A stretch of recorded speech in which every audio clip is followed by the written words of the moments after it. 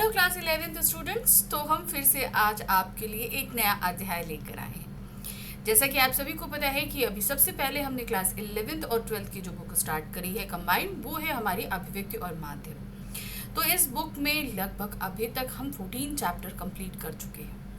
अब हम क्या करने जा रहे हैं? अब हम करने जा रहे हैं चैप्टर नंबर 15। ये चैप्टर नंबर 15 जो है वो हमारी क्लास 11th के हिंदी के कोर और इलेक्टिव दोनों ही स्टूडेंट्स के लिए है। यानी कि जिनके पास में अंतराल चल रहा है यानी कि इलेक्टिव के स्टूडेंट्स, और जिनके पास आरोह और वृतांत चल रहा है वो, यानी कि 11th के जितने भी स्टूडेंट्स हैं जिन्होंने हिंदी ली है उनके पास में ये दोनों ही चैप्टर आने वाले हैं। चलिए अब हम यहाँ पर देखने जा रहे हैं कि हमारा जो 15th चैप्टर है वो स्ववृत्त यानी कि बायोडेटा लेखन और रोजगार संबंधी आवेदन पत्र है। जब हम पढ़ाई कर लेते हैं यानी कि हमारी एजुकेशन कंप्लीट हो जाती है तो किसी न किसी कंपनी में हमें ये जॉब के लिए अप्लाई करना पड़ता है या कभी कभी स्कॉलरशिप के लिए भी अप्लाई करना पड़ता है। तो इसके लिए हमें अपना एक स्ववृत्त और आवेदन पत्र ये दोनों ही बनाने पड़ते हैं। तो इनको करने के दो तरीके होते हैं, यानी कि एक जो होता है जहां हम आवेदन पत्र के अंदर ही अपने बायोडेटा को लिख देते हैं, वो एक तरीका है। दूसरा तरीका है जहां पर आवेदन पत्र और स्ववृत्त दोनों ही अलग अलग तरीके से लिखे जाते हैं। तो ये दोनों ही तरीके मैं अपनाऊंगी जब मैं इनकी एक्सरसाइज कराऊंगी आपको। लेकिन उससे पहले जो आपके बुक में चैप्टर दिया गया है उसे आज हम समझने वाले हैं। तो आज के ये जो हमारा ये चैप्टर है स्ववृत्त यानी कि बायोडेटा लेखन और रोजगार संबंधी आवेदन पत्र, इस चैप्टर में आज हम समझने वाले हैं स्ववृत्त का अर्थ। सबसे पहले तो हम देखेंगे क्या अर्थ होता है इसका पक्ष क्या है, स्ववृत्त की विशेषताएं, आवेदन पत्र की विषय वस्तु। तो यहाँ पर हम जो आज देखेंगे सबसे पहले अर्थ, उसके पक्ष, विशेषताएं यानी कि जब भी हम लिखें तो उनमें क्या क्या चीज़ें मेंशन होनी चाहिए, और उसके अलावा साथ ही साथ आवेदन पत्र। देखिए आवेदन पत्र हम स्टार्टिंग से करते आ रहे हैं। आवेदन पत्र यानी कि एक औपचारिक पत्र जिस तरीके से हम लिखते हैं ना, वही होता है। औपचारिक पत्र के फॉर्मेट में हमने आवेदन पत्र भी सीखा हुआ है, तो तब भी इसकी थोड़ा सा हम झलकियाँ यहाँ पर जरूर लेंगे। ठीक है, तो सबसे पहले हम समझते हैं कि स्ववृत्त क्या होता है। एक विशेष प्रकार का लेखन जिसमें किसी व्यक्ति विशेष के बारे में विशेष प्रयोजन को ध्यान में रखकर क्रमवार तरीके से सूचनाएं संकलित की जाती हैं, स्ववृत्त या बायोडेटा कहलाता है।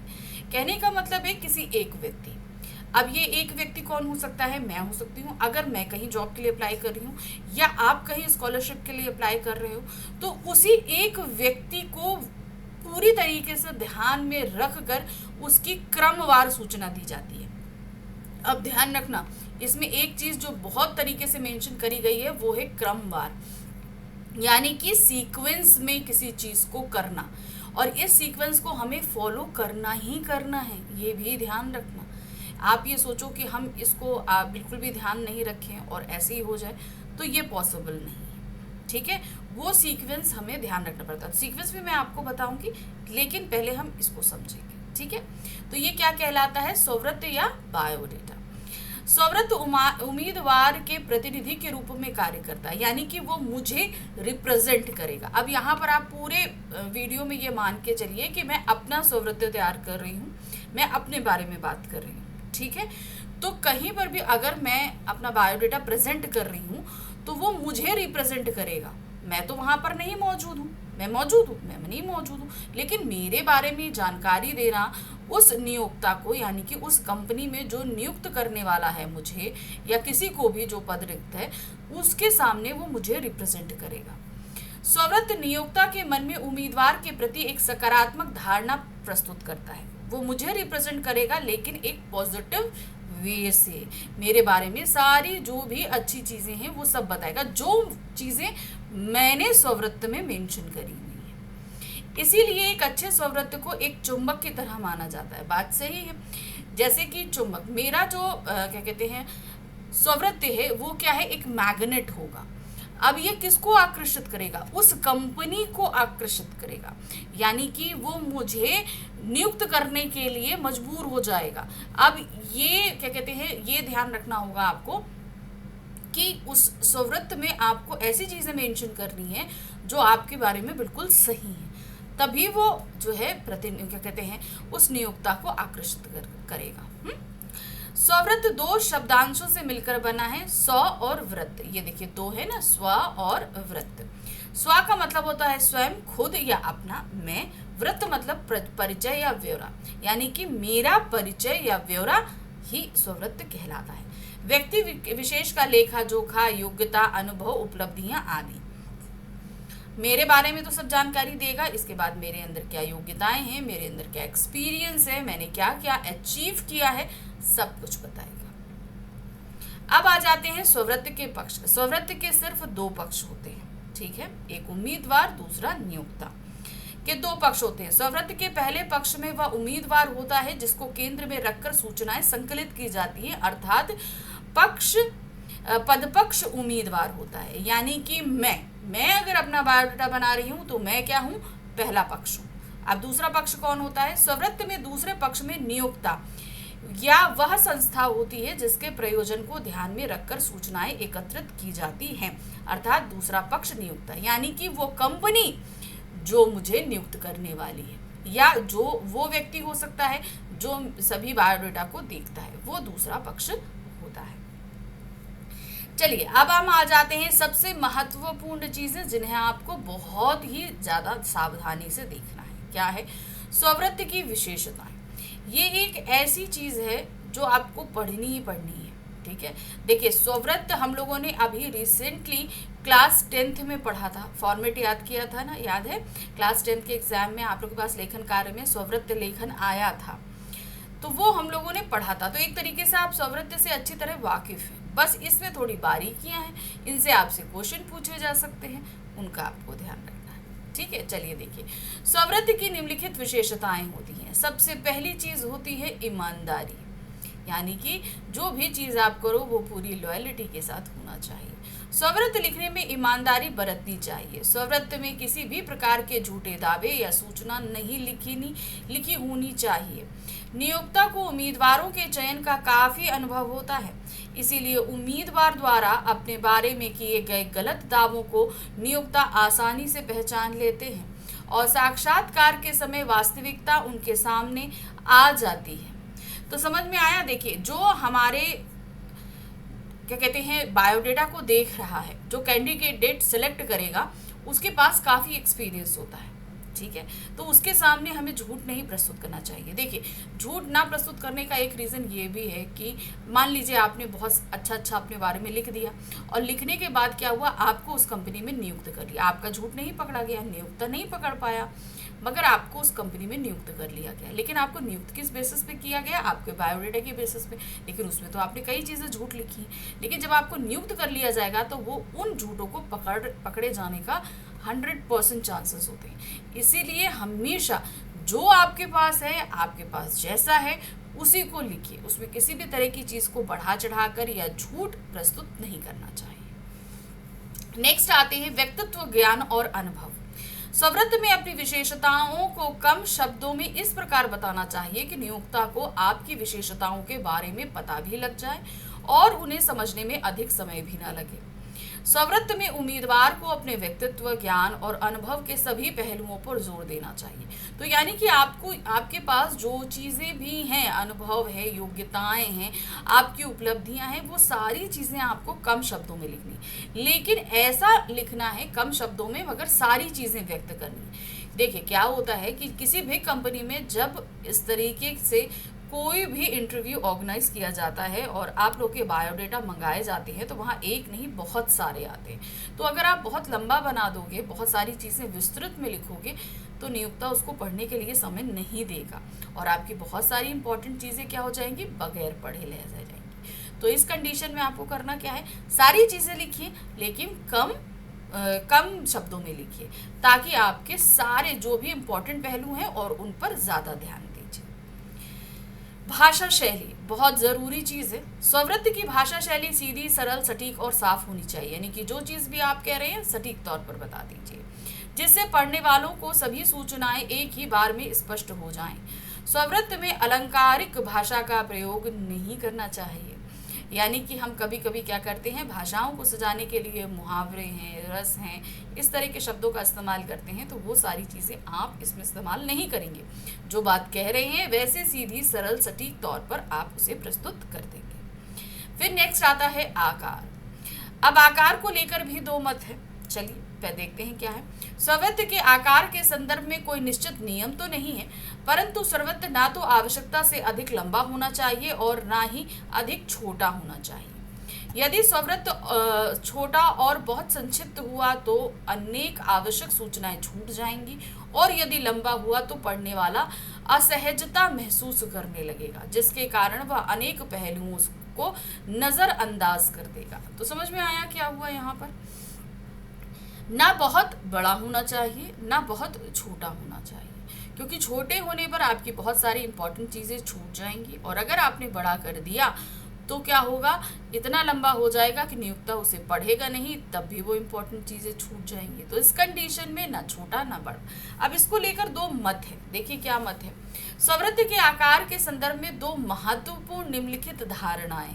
पहला, उच्च पद एवं अनुभवी व्यक्तियों के लिए उच्च पद के लिए, अब देखिए क्या होता है, मैं अब आपको बताती हूँ। जो उच्च पद होते हैं, ठीक है, समझ में आया, जो हाई जैसे मैनेजर्स हैं, CEO हैं, ये सारे जो होते हैं उच्च पदों के लिए जब क्या कहते हैं स्ववृत्त मंगाए जाते हैं किसी कंपनी के, अगर किसी बड़ी पोस्ट के लिए होता है, तो उसमें क्या होता है, जो लोग भी आएंगे वो जाहिर सी बात है काफ़ी अनुभवी होंगे, है ना, उनके पास अनुभव ज़्यादा अच्छा खासा होगा। तो ऐसे लोगों का स्ववृत्त कैसा होना चाहिए?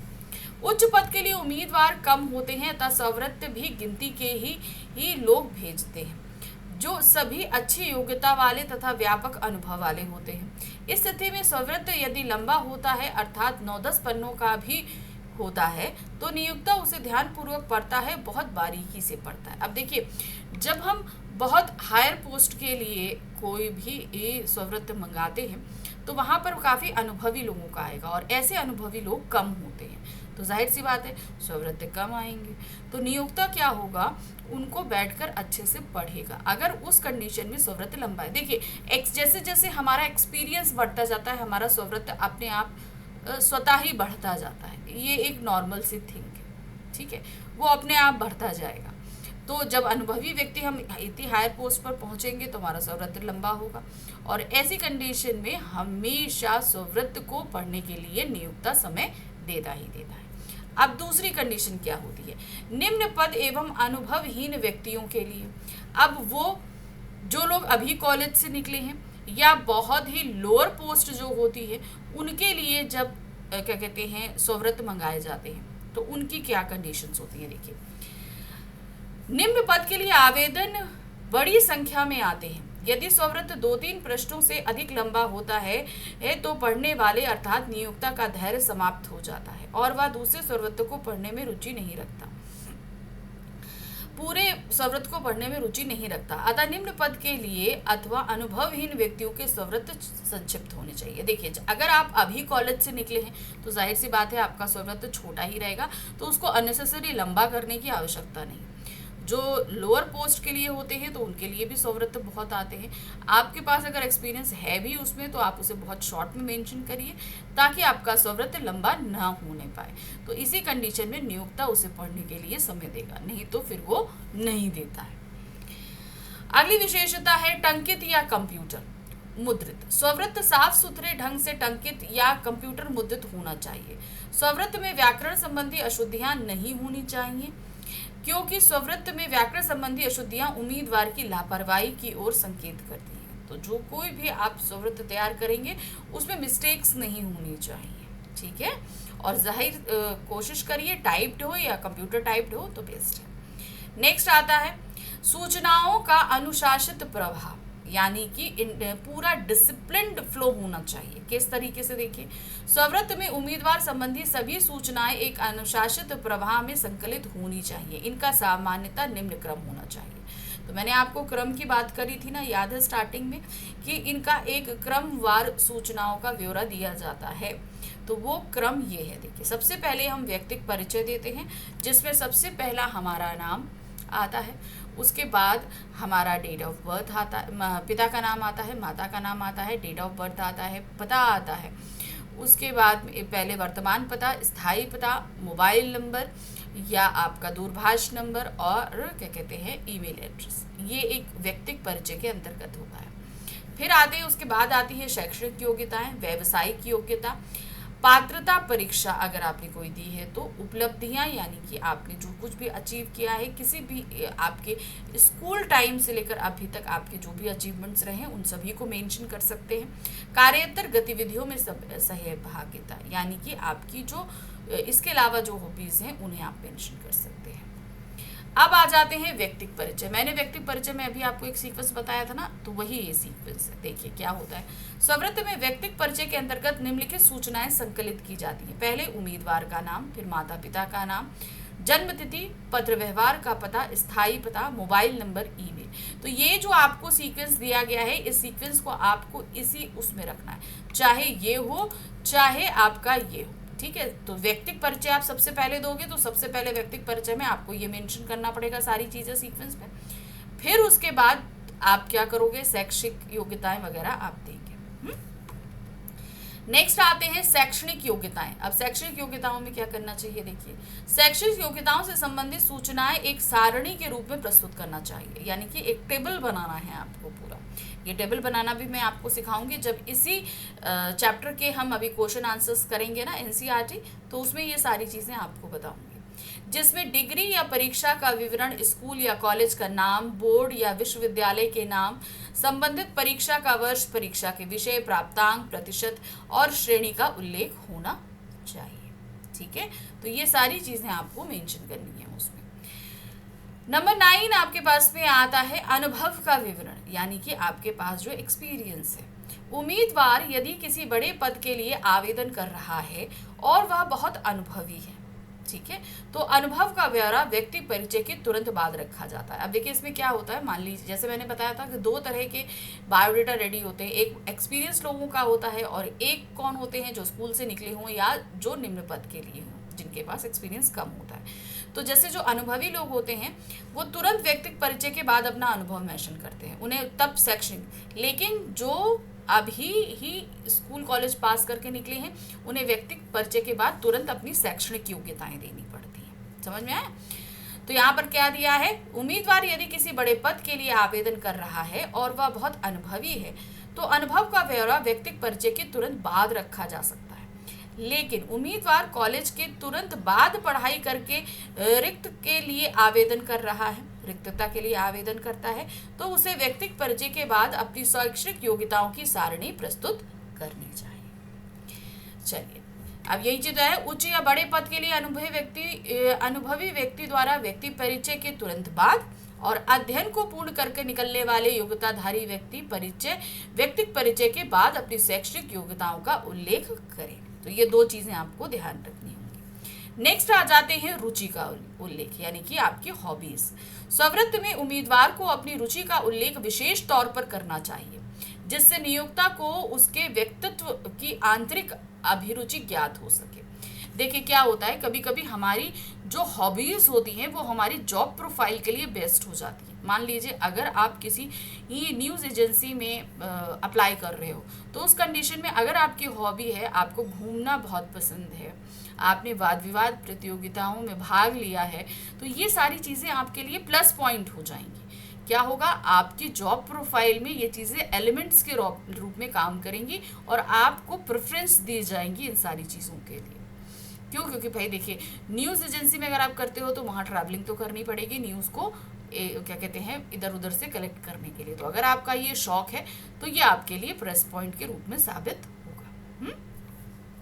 कार्योत्तर गतिविधियां, अपने कार्य के अतिरिक्त अन्य गतिविधियां जैसे रुचि, हॉबी आदि के माध्यम से उम्मीदवार के व्यक्तित्व के बारे में अधिक जानकारी प्राप्त होती है, जिससे आवेदित पद के लिए उसकी योग्यता को तय करना आसान हो जाता है। जैसे यदि कोई अच्छा फुटबॉल खिलाड़ी है तो यह मान लिया जाता है कि उसमें टीम भावना अवश्य होगी, या फिर आशुभाषण यानी कि वाद विवाद प्रतियोगिताओं में पुरस्कृत व्यक्ति में वाक्पटुता या संभाषण कला अर्थात तुरंत प्रत्युत्तर देने की कला अवश्य होगी। तो समझ में आया कि आप अगर किसी टीम के कैप्टन भी रहे हैं तो आपको एक टीम को ऑर्गेनाइज करके चलना आता है, तो ये आपकी टीम स्पिरिट को क्या कहते हैं बताता है। दूसरा, आप में अगर आपको ने वाद विवाद प्रतियोगिताओं में भाषण लिया है, भाषण प्रतियोगिताओं में आपने भाग लिया है, तो ये भी आपके लिए प्लस पॉइंट है। क्यों? क्योंकि ये आपको तुरंत उत्तर देने की एक कला को बताता है। तो ये इसलिए कार्योत्तर गतिविधियां जरूर शामिल करनी चाहिए। अतः कार्योत्तर गतिविधि का उल्लेख विशेष रूप से करना चाहिए। अब आ जाते हैं भाषा ज्ञान। उम्मीदवार यदि एक से अधिक भाषाएं लिखना, पढ़ना और बोलना जानता है तो उस वृत्त में अपनी जानकारी अवश्य प्रस्तुत करनी चाहिए। तो अगर आप जानते हैं तो ये बेस्ट है देना, ये आपके लिए प्लस पॉइंट रहते हैं। फिर आता है नंबर 13, संदर्भिक व्यक्तियों के नाम पते। आपने लास्ट जिस भी कंपनीज में काम किया है उन लोगों के नाम, या आपके अगर आप मान लीजिए अभी आप पास आउट होकर निकले हैं तो अपने कॉलेज के प्रोफेसर्स के नाम आप इस कैटेगरी में देते हैं। अब ये क्यों दिए जाते हैं? इनका रीज़न ये है कि जब भाई जो कंपनी हमें क्या कहते हैं अपॉइंट कर रही है वो हमें पर्सनल तौर पर नहीं जानती कि हम कैसे व्यक्ति हैं, तो इन व्यक्तियों के नाम के ज़रिए वो जाकर वहाँ उन लोगों से पूछ सकती है कि भाई ये व्यक्ति कैसा है, पढ़ने में व्यक्तित्व तौर पे कैसा व्यक्ति है, इसे हम अगर अपनी कंपनी में जॉब दें तो क्या वो सही होगा। देखिए क्या है, सवृत्त में 2-3 संदर्भिक व्यक्तियों के नाम व पते अवश्य देने चाहिए, परंतु वे उम्मीदवार के रिश्तेदार ना हो, रिलेटिव नहीं होने चाहिए, लेकिन उसकी योग्यताओं व क्षमताओं से परिचित हो। जिन लोगों के नाम व पते दिए जाएं वो उम्मीदवार के क्षेत्र से संबंधित जाने माने एवं प्रतिष्ठित व्यक्ति होने चाहिए। जैसे मैंने कहा कि जिस कंपनी में हमने लास्ट काम किया है या हम कर रहे हैं वहाँ के लोगों के नाम दे सकते हैं, या फिर अगर आप तुरंत पढ़ के निकले हैं तो प्रोफेसर्स के नाम। वहीं वह उम्मीदवार जो कॉलेज से निकलकर पहली बार पेशे में प्रवेश कर रहे हैं उन्हें अपने प्रिंसिपल या प्रोफेसरों के नाम व पते देने चाहिए। कॉलेज से तुरंत निकले उम्मीदवारों के संदर्भ में नियोक्ता द्वारा प्रिंसिपल व प्रोफेसरों की राय को महत्वपूर्ण माना जाता है, क्योंकि इन्होंने उम्मीदवार को विद्यार्थी के रूप में लंबे समय तक देखा और परखा है। तो समझ में आया क्यों दिया जाता है? क्योंकि हमारे प्रोफाइल के बारे में उनसे जानना उनके लिए आसान हो जाता है और तब वो अपनी कंपनी में हमें आसानी से जगह दे सकते हैं। तो ये सारी विशेषताएं और क्रमबद्धता को आपको ध्यान रखना है अगर आप कोई भी स्ववृत्त तैयार करते हैं। तो देखिए, स्ववृत्त तैयार करने संबंधी प्रश्न आ सकते हैं, लेकिन इसके अलावा आपको इनसे MCQs भी आ सकते हैं, इसलिए छोटी छोटी चीज़ें जो मैंने आपको पढ़ाई हैं उन्हें ध्यान से देखिएगा। अब आ जाते हैं आवेदन पत्र पे। आवेदन पत्र के फॉर्मेट से आप अच्छी तरह वाकिफ हैं। जैसे औपचारिक पत्र होता है उसी तरीके से लिखा जाता है, बस इसमें जो एलिमेंट्स आपको जोड़ने होते हैं वो पहली चीज़ ये होती है कि आप जैसे मान लीजिए हम किसी कंपनी में जॉब निकली है कि कहीं पर भी, तो मान लीजिए किसी स्कूल में जॉब निकली है और मैं अप्लाई करना चाहती हूँ, तो सबसे पहले मुझे ये मेंशन करना पड़ेगा, ठीक है। पहला आप जो फॉर्मेट, पहला जो स्टार्टिंग की पंक्तियाँ होती हैं सेवा में और सब कुछ ये सारा लिखने के बाद, विषय लिखने के बाद जब हम महोदय या महोदया देते हैं तो उसके बाद हमें ये बताना पड़ता है कि ये जो पोस्ट रिक्त है इसकी जानकारी हमें कैसे प्राप्त हुई ये बताना है। दूसरा, आप कहाँ कार्यरत हैं, क्या कर रहे हैं ये बताना है। उसके अलावा आपकी जो योग्यता है, आपने जो किया है उसे आप लिखोगे और एश्योर करोगे कि उनकी कंपनी अगर हमें नियुक्त करती है तो वो ज़्यादा से ज़्यादा प्रोग्रेस करेगी। ये कुछ एलिमेंट्स जो हैं आवेदन पत्र में दे दिए जाते हैं। तो चलिए देख लेते हैं फटाफट। स्ववृत्त के साथ एक आवेदन पत्र भी लिखा जाता है। आवेदन पत्र के साथ उम्मीदवार अपना स्ववृत्त लगाता है, यानी कि अटैच करता है। पहले एप्लीकेशन होती है, तब बायोडेटा उसके साथ अटैच होता है और उसे नियोक्ता के पास प्रेषित कर देता है, यानी भेज देता है। स्ववृत्त में सारी जानकारियां दे दी जाती हैं, लेकिन फिर भी अलग से आवेदन पत्र लिखने की आवश्यकता होती है। देखिए, स्ववृत्त जब हमने तैयार किया तो उसमें तो हमने सब कुछ मेंशन कर दिया, व्यक्तिगत परिचय हो, शैक्षणिक योग्यताएं हो, एक्सपीरियंस हो, हॉबी हो, हमारी एक्टिविटीज़ हो, एक्सपीरियंस हो, हमारी अचीवमेंट्स हो, सब कुछ हमने मेंशन किया। लेकिन आवेदन पत्र उसके साथ ज़रूर लगाते हैं, क्योंकि स्ववृत्त तो बना बनाया रखा होता है, यानी कि उसको तो हमने एक बार बना दिया तो वो रखा रहता है। जबकि आवेदन पत्र विज्ञापन पद एवं संबंधित संस्था को लेकर लिखा जाता है, यानी कि देखिए उसे हमें तुरंत लिखना पड़ता है। कारण ये है कि मतलब हमने जैसे बताया कि हर कंपनी में जब भी हम अप्लाई करेंगे हमारा स्ववृत्त तो सेम रह सकता है, मगर आवेदन पत्र के जो अंदर चीज़ें हैं वो चेंज हो जाती हैं, जैसे कंपनी का नाम है, ये सारी चीज़ें चेंज होती हैं। आवेदन पत्र निम्नलिखित उद्देश्यों की पूर्ति के लिए लिखा जाता है। अब आता है कि क्यों लिखा जाता है। पहला, आवेदन पत्र से व्यक्ति अपनी नियुक्ति की इच्छा को प्रकट करता है, स्ववृत्त से नहीं। हम उस पोस्ट के लिए एलिजिबल हैं, ये बात तो हमने बता दी अपने स्ववृत्त के जरिए, लेकिन मेरा बड़ा मन है कि आपकी कंपनी में हम काम करें, तो ये बात हम आवेदन पत्र के जरिए बता सकते हैं। व्यक्तिक स्पर्श होता है, एक पर्सनल टच होता है, क्योंकि बायोडेटा में वो पर्सनल टच नहीं होता है, इसीलिए आवेदन पत्र में वो पर्सनल टच होता है, क्योंकि हम वहाँ पर पर्सनल उस व्यक्ति को संबोधित करके लिख रहे होते हैं। भाषा ज्ञान एवं अभिव्यक्ति क्षमता का परिचय होता है, कि यानी कि हमारी भाषा, क्योंकि स्ववृत्त में तो जाहिर सी बात है लिमिटेड वर्डिंग के अंतर्गत हम काम चीज़ें करते हैं, लेकिन आवेदन पत्र में जब हम पर्सनल टच दे रहे हैं तो उसमें हमें अपनी भाषा अच्छी तरीके से व्यक्त करनी पड़ती है, और साथ ही साथ हम अपने आप को कितने अच्छे तरीके से प्रेजेंट कर सकते हैं, ये क्षमता भी पता चलती है। पद एवं संस्थान के प्रति गंभीरता का विश्वास जगाते हैं, यानी कि जिस भी कंपनी के लिए हम अप्लाई कर रहे हैं उसके लिए हम पूरी अश्योरमेंट दिखाते हैं, हम दिखाते हैं कि हम पूरी तरह लॉयल हैं उसके लिए। प्रत्येक विज्ञापन के लिए अलग होता है, जब विज्ञापन अलग अलग हैं तो जाहिर सी बात है आवेदन पत्र भी अलग अलग ही रहेंगे। आवेदन पत्र की विषय वस्तु किस तरीके की होती है? देखिए, आवेदन पत्र की विषय वस्तु में मुख्यतः 4 भाग होते हैं। कितने? 4 भाग। पहला, भूमिका।